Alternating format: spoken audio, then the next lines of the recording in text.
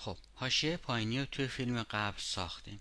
از همون روش میتونیم استفاده بکنیم برای ساخت حاشیه بالایی دیوار که کراون مولدینگ هستش. توی اگه ایمیج گوگل سرچ کنید کراون مولدینگ، حالتهای مختلف رو میتونید پیدا بکنید، شکلهای مختلف. اما اینجا میخوام از یه روش و یه تکنیک دیگه استفاده بکنم و صرفا هم جهت آموزش هستش. یعنی میتونید شاید همین روش قبلی روش بهتری بوده باشه. خب برای اینکه کارمون تقریبا نوار کاریمون روی همین هستش، من یک کپی از این میگیرم میام بالا، سویپ رو دیلیت میکنم چون بهش احتیاج نداریم. این قسمت رو میذارم بالا و لازمه که یه سری تغییرات رو بدیم. مثلا این قسمت ها باید به هم وصل بشه، قسمت های بالای در بایستی به هم دیگه وصل بشه تو حالت اسپلاین مثل همون روش های قبلی. جایی که در بوده دیگه الان باید به هم دیگه وصل بشن. خب من اینو دیلیت میکنم. من این کار قبلا ایجادش کردم صرفا برای اینکه وقتمون خیلی گرفته نشه برای اجرای این کار. خب میبینید که این قسمت ها رو ایجاد کردم من دقیقا دور کل کار. خب کرامولی انتخاب میکنم. رو حالت اسپلاین که هستم کنترل A رو میزنم که مطمئن بشم همه اسپلاین ها انتخاب هستن. دکمه شیفت رو پایین نگه میدارم، شیفت کیبورد رو، و به سمت پایین درگ میکنم تا اونجایی که قالب هستش. خب لازمه که از کراس سکشن استفاده بکنم تا بعدش بتونیم اصلاحگر سورفیس رو اعمال بکنیم تا یه حجم سه‌بعدی یواش یواش ایجاد بشه. اگه کراس سکشن رو تو این حالت اعمال بکنم همه خطوط به همدیگه وصل میشن، چون که اینها هر کدوم به صورت جداگونه و بسته هستن. پس بایستی بیام یک بار همه اینها رو جدا بکنم برای هر اتاق. دیتچ میکنم، لازم نیست اسمی انتخاب بکنم چون دوباره برشون میگردونم. اتچ میکنم. خب اینها که دیتچ شدن به همین گزینه، به همین اولین اتاق، همون پذیرایی کراس سکشن رو اعمال میکنم. وقتی کراس سکشن اعمال میشه یه همچین خطی لابلای درها ایجاد میشه.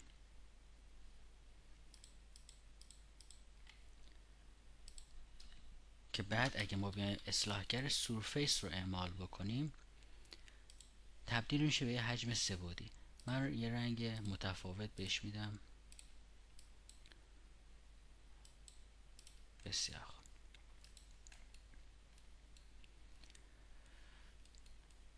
این قسمت رو میخوام بذارم توی لایه دیگه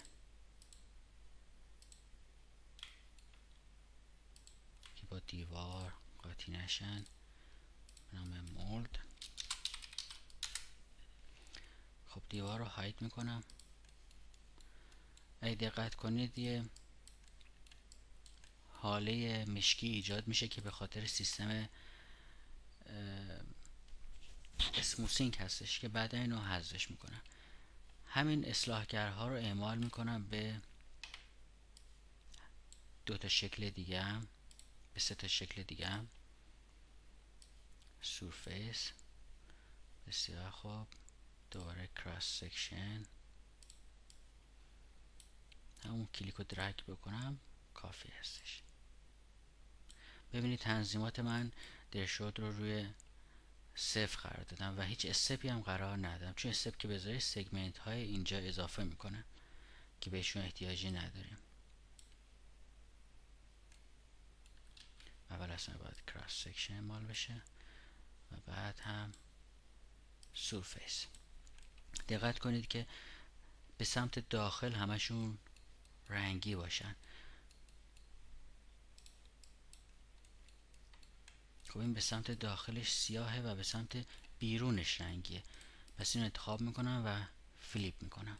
به سمت داخل رنگی و به سمت بیرون مشکی. خب اولی رو انتخاب میکنم، راست کلیک و Convert to Editable Poly. حالا همه رو بهش اتچ میکنم. حالا برای اینکه اون حالت سیاهی هم از بین بره همه رو انتخاب میکنم و در قسمت اسموسینگ گروپ کلیر اول رو میزنم که هیچ اسموسی نباشه، از هیچ آیدی اسموسی استفاده نمیشه. بسیار خوب، کار رو شروع میکنم. پالیگان همه رو انتخاب میکنم، یک مرتبه اکسترود میکنم تو حالت پالیگان. اکسترود به میزان 0.2. خب چه حالتی باید انتخاب بشه؟ گروپ همه رو به یه سمت میده، با پالیگان هم که این قسمت ها جدا جداست، یعنی هر پالیگانی به صورت جداست، پس باید حالت لوکال نورمال باشه. دقت میکنم که همه درست باشه و اوکی. بسیار خوب. حالا اگه دیوار رو هم غیر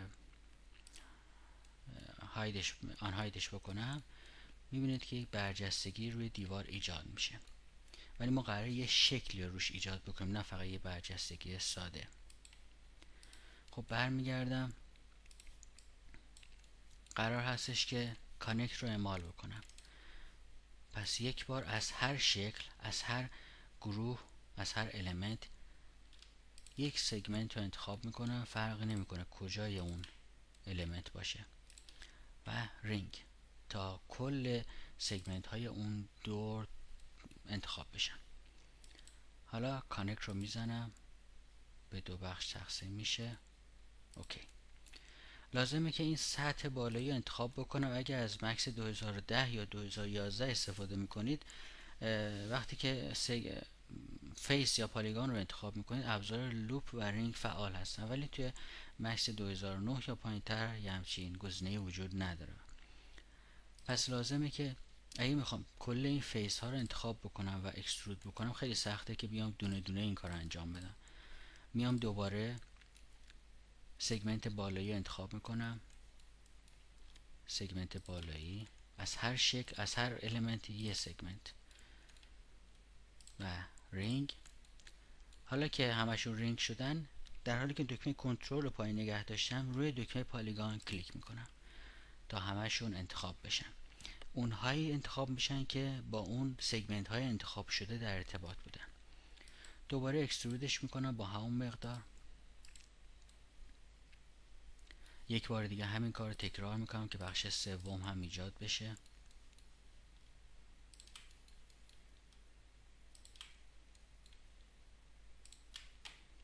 رینگ و کانکت. این بار یه مقدار میخوام بذارمش بیاد بالاتر.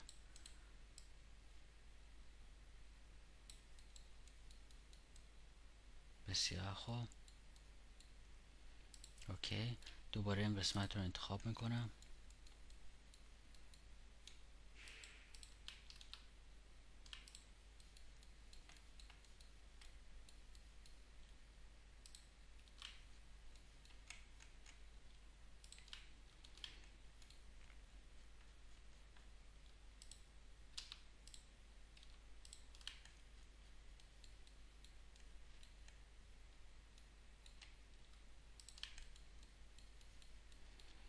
خب قسمت بالایی و رینگ. یک بار دیگه پالیگان و یک بار دیگه اکسترود. این بار یه مقدار کمتر، شاید به میزان 1/10. بسیار خب. من از اینجا به بعد رو فقط روی همین اتاق دارم کار میکنم، روی همین پذیرایی. دلیلش اینه که نمیخوام وقت زیاد گرفته بشه. فقط روی همینجا زوم میکنم، دیوار رو هم آنهایت میکنم که ببینید، و تغییرات رو دیگه رو اینجا اعمال میکنم. خب دوباره رینگ و دوباره کانکت. این بار شاید 2 تا انتخاب میکنم، رینگ و پالیگانز. به سمت داخل این بار اکسترود میکنم، منفی شاید 15. بسیار خوب. این قسمت خیلی دیگه شکسته هستش، میخوام یه مقدار اسموث‌تر باشن. انتخاب میکنم هم قسمت بالا و هم قسمت پایین رو قسمت درونیشون رو. اینجا دیگه رینگ نمیتونم انجام بدم چون رینگ به صورت عمودی هستش، به صورت افقی لوپ رو میزنم تا همه انتخاب بشن. و چنفر میخوام یه مقدار اسموس باشه کارم.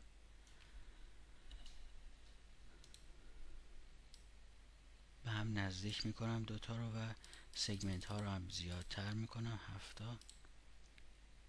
بسیار خوب تا کار اسموس بشه. سگمنت بالایی رو انتخاب میکنم، چنفر، ابتدا لوپ، بعد چنفر به سمت بالا تا بچسبه به بالا. شاید با همین همته.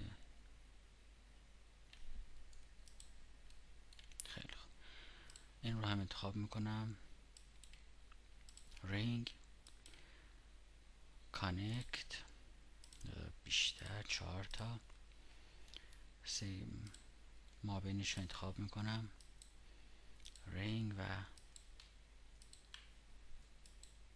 اکسترود منفی، یه مقدار شاید کمتر، -1.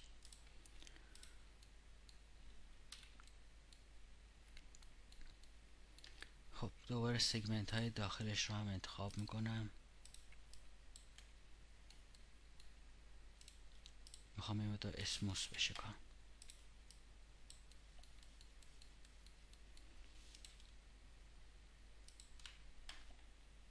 لوپ و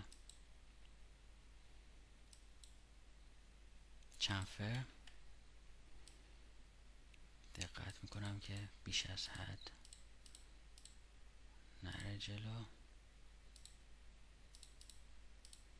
بسیار خوب. خب به همین راحتی تونستم کراون مولد یا اون حاشیه قسمت بالایی اون قالب رو ایجاد بکنم. الان چون که ما سایه رو نداریم، شادو رو نداریم، یه مقدار کارمون شاید راف به نظر بیاد که بعد از اینکه سایه و نور پردازی هم اعمال بشه مسلما خیلی کار بهتر نمایش داده میشه. من سیلینگ رو هم غیر فعال میکنم، سقف. بسیار خوب.